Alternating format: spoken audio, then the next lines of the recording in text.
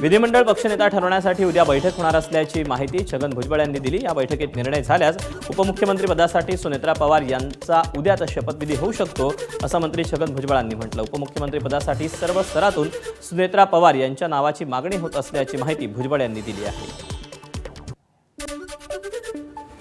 अजित पवारांच्या दुःखातून आम्ही अद्याप सावरलेलो नसून धार्मिक विधीनंतर सुनेत्रा पवारांच्या कुटुंबियांची चर्चा करू आणि त्यानंतर उपमुख्यमंत्री पदाबाबत निर्णय घेऊ, असं वक्तव्य राष्ट्रवादीचे प्रदेशाध्यक्ष सुनील तटकरे यांनी केलं। आज भेट जरूर झाली। सुनेत्रा बहिणी आणि परिवार धार्मिक विधीमध्ये आहे। धार्मिक विधी झाल्याच्या नंतर आम्ही सर्व परिवाराशी सुद्धा चर्चा करू आणि मग त्या संदर्भातलं जे काही चर्चा आहे ते आम्ही ठरवू। जनतेच्या मनातलं, आमच्या आमदारांच्या मनातलं, बहिणींच्या सोबत बोलणं, परिवाराशी बोलणं हे आमच्या सर्वांच्या दृष्टिकोनातून अत्यंत महत्त्वाचं आहे, संवेदनशील आहे। अजित पवारांच्या पश्चात त्यांच्या पत्नी सुनेत्रा पवार यांना उपमुख्यमंत्री करावा, अशी मागणी अन्न आणि औषध प्रशासन मंत्री नरहरी झिरवाळ यांनी केली आहे। का अनेकांचं म्हणणं का आता सुनेत्राताईंना दादांच्या जागेवर त्या ठिकाणी आणलं गेलं पाहिजे किंवा पवार फॅमिली पुढं असेल तरच आपला टिकाव आहे। मी मंत्री आहे एका विभागाचा, मी काम करू शकतो माझ्या मतदारसंघाचं, फार फार तर जिल्ह्याचं, पण ज्या पटीत ज्या तुडीत तर त्यांची बरोबरी आपण नाही कोणी करू शकत। इतरही तशाच पद्धतीचे आहेत, म्हणून दादांच्या जागेवर सुनेत्राताईंना उपमुख्यमंत्री करावा अशा पद्धतीनं कालचं अनेक ठिकाणच्या चर्चा होत्या। अजित पवारांच्या पश्चात आता दोन्ही राष्ट्रवादींच्या विलिनीकरणाच्या चर्चांना वेग आला। पक्ष एकत्रीकरणाचा निर्णय पवार कुटुंब एकत्र बसून लवकरच घेईल अशी माहिती समोर येते, मात्र अंतिम निर्णय शरद पवारच घेतील असं समजते। पक्ष एकत्रित करण्याच्या आधीच्या चर्चांमध्ये पवार काका पुतण्यासह सुप्रिया सुळे, जयंत पाटील, अमोल कोल्हे, शशिकांत शिंदे सहभागी झाले होते, मात्र आता अजित पवार नसल्यानं पवार कुटुंबीय एकत्र बसून हा निर्णय घेणार असल्याची माहिती समजते। उद्या राष्ट्रवादीच्या प्रमुख नेत्यांची बैठक होणार आहे। राष्ट्रवादी पक्षाचं नेतृत्व ही सध्याची प्राथमिकता असून राष्ट्रवादी पक्षाचं राष्ट्रीय अध्यक्षपद पवार कुटुंबाकडेच राहावं असा मतप्रवाह आहे। त्यामुळे बखूल पटेलांऐवजी अनेकांची सुनेत्रा पवारांच्या नावाला पसंती त्यांनी दिली आहे। सुनेत्रा पवारांकडे राष्ट्रवादीचं राष्ट्रीय अध्यक्षपद दिलं जाण्याची शक्यता आहे, तर दोन्ही राष्ट्रवादी एकत्र येण्याची प्रक्रिया देखील सोबतच सुरू होणार असल्याचं समजतंय। दोन्ही राष्ट्रवादी एकत्र येण्याबाबत नेमकी काय चर्चा झाली होती याची इनसाइड स्टोरी आता एबीपी माझाच्या हाती लागली। सूत्रांच्या माहितीनुसार शरद पवारांची खासदारकीची टर्म ही 2 एप्रिलला संपत असून त्याच दिवशी ते सक्रिय राजकारणातून निवृत्ती जाहीर करण्यात होते। त्यानंतर सुप्रिया सुळे यांची राष्ट्रवादी काँग्रेसच्या राष्ट्रीय अध्यक्षपदी घोषणा होण्याचा प्रस्ताव होता। मे महिन्यात पक्ष आणि चिन्हाबाबतची सुनावणी पार पडणार होती आणि त्या सुनावणीनंतर दोन्ही राष्ट्रवादी काँग्रेस पुन्हा एकत्र येणार होते अशी माहिती सूत्रांनी दिली आहे। अजित पवारांच्या मृत्यूनंतर आता दोन्ही राष्ट्रवादींना एकत्र येण्याशिवाय पर्यायच नाही, असं वक्तव्य अन्न आणि औषध प्रशासन मंत्री नरहरी झिरवाळ यांनी व्यक्त केलं। गेल्या काही दिवसांपासून दादांच्या आणि शरद पवारांच्या बैठका सुरू होत्या, त्यात दोन्ही नेते याच विचारांचे होते असं त्यांनी म्हटलंय। दोन्ही राष्ट्रवादीची घोषणा लवकरच होईल असं त्यांनी म्हटलं आहे। खूप दिवसापासून मला वाटते दादांच्या त्यांच्या बैठका होत होत्या हे आपल्यालाच माहीत आहे। त्याच्यामुळे कदाचित तो पावित्रा त्या वेळेपासून सुरूच होता आणि आता ही एवढी मोठी दुर्घटना घडल्यानंतर तर निश्चित एकत्र आल्याचं चिन्ह अगदी काल परवापासून आपल्याला पाहायला मिळतं, चर्चेत येतं। आता कोणीच राहिलेलं नाही, कारण साहेबांची प्रकृती, साहेबांचं वय हे जर बघितलं तर एकत्र येण्याशिवाय पर्याय नाही, अशा पद्धतीनेच आमची एक तयारी नाही। मुंबईत परदेशी महिलेची टॅक्सी चालकाकडून फसवणूक झाल्याचा धक्कादायक प्रकार उघडकीस आला। अमेरिकन नागरिक अर्जेंटिना अरियानं या महिला 12 जानेवारीला मुंबई विमानतळावर उतरल्या होत्या। विमानतळाजवळ अवघ्या 400 मीटर अंतरावरील हॉटेलमध्ये नेण्यासाठी टॅक्सी चालक यशराज यादव उर्फ पप्पू यानं तब्बल 18,000 रुपये उकळले। या दरम्यान चालकानं अंधेरीपूर्व परिसरात 20 मिनिटं इकडून तिकडे फिरून पुन्हा त्याच भागात आणून सोडलं।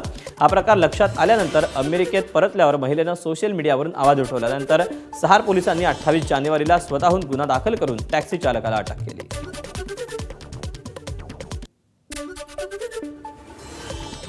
हिंगोली जिल्ह्यातील शेनोडी गावामध्ये 2 गटात तुफान राडा झाला. जोरदार दगडफेक देखील करण्यात आली. लाठ्याकाठ्यांनी मारहाण देखील झाली. कळमनुरी पोलीस ठाण्यात 17 आरोपींच्या विरोधात अॅट्रॉसिटी कायद्यासह विविध कलमान्वये गुन्हा दाखल करण्यात आला. शेनोडी गावामध्ये पीडित मुलीनं दिलेल्या तक्रारीनुसार 17 आरोपींनी अगोदर पीडित मुलीच्या भावासोबत झालेल्या भांडणाचा राग मनात धरून पीडितेच्या घरावर येऊन शिवीगाळ करत दगडफेक केली आणि लाठ्याकाठ्यांनी मारहाण केली.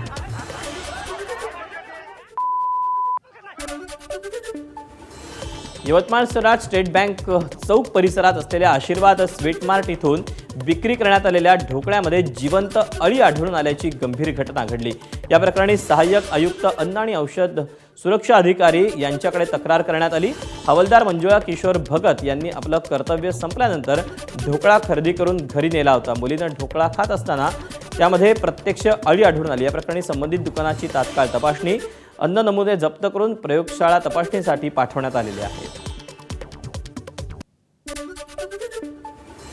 नवी मुंबई विमानतळावरून जूनमध्ये आंतरराष्ट्रीय विमान प्रवास सुरू होणार आहे, तर फेब्रुवारीपासून विमानतळ रात्रंदिवस सुरू राहील. उड्डाणांची संख्या 23 वरून 34 पर्यंत पोहोचणार आहे. आंतरराष्ट्रीय विमानसेवा सुरू करण्यासाठी विमानतळाला रात्रंदिवस विमानाचं लँडिंग आणि टेक ऑफ करण्याचा परवाना आवश्यक असतो. हा परवाना येत्या फेब्रुवारी महिन्यात उपलब्ध होणार आहे. त्यानंतर नवी मुंबई विमानतळावरून जगभरातील विविध देशात प्रवास करता येणं शक्य होईल.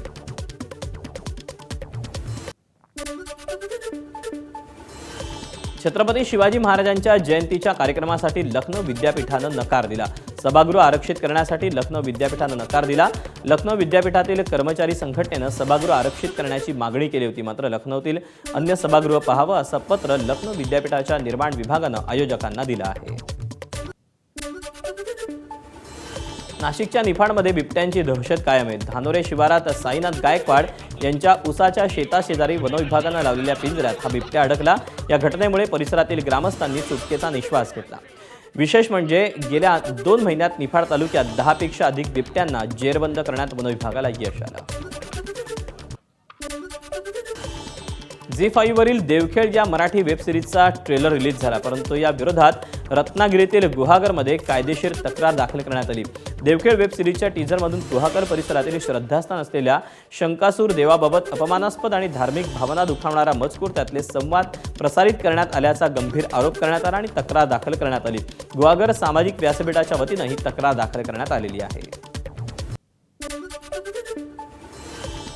बॉलिवूड अभिनेता शाहरुख खानचा मुलगा आर्यन खान याला दिल्ली हायकोर्टाकडून दिलासा मिळाला.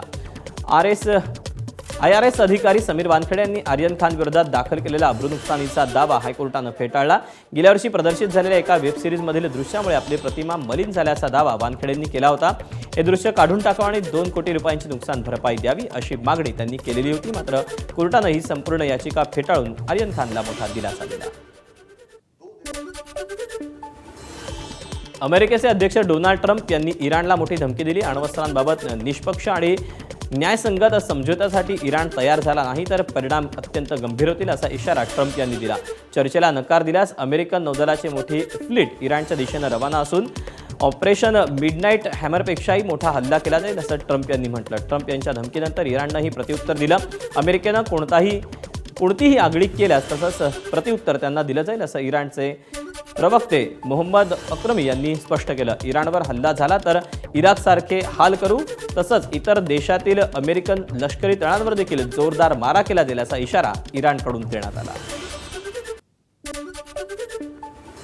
स्पेनमध्ये गेल्या काही काळापासून मुसळधार पाऊस आणि पुराचा संकट सुरूच आहे. स्पेनमध्ये हवामान विभागानं देशाच्या दक्षिण पश्चिम किनारी भागात अतिवृष्टीचा रेड अलर्ट जारी केला. अवघ्या 12 तासात 140 मिलीमीटरहून अधिक पाऊस पडण्याची शक्यता वर्तवण्यात आली. सततच्या पावसामुळे बाधित भागात सरकारनं आणीबाणी घोषित केली असून लष्कराच्या इमर्जन्सी रिस्पॉन्स युनिटचे हजारो जवान बचाव कार्यासाठी तैनात करण्यात आलेले आहेत. मोरोक्को देशात झालेल्या मुसळधार पावसामुळे पूरपरिस्थिती निर्माण झाली असून अनेक शहरं जलमय झाली आहेत. उत्तर मोरोक्कोमधील स्कार अल केबीर शहरात पुराचा धोका वाढल्यानं प्रशासनानं मॅक्झिमम अलर्ट जारी केला आहे. लुकोस नदीच्या पाणी पातळीत मोठी वाढ झाल्यानं सखल भागात पाणी शिरलंय. मुसळधार पावसामुळे औद एल मगझीन धरण 100% भरलंय. प्रशासनानं नियंत्रित पद्धतीनं पाणी सोडायला सुरुवात केली.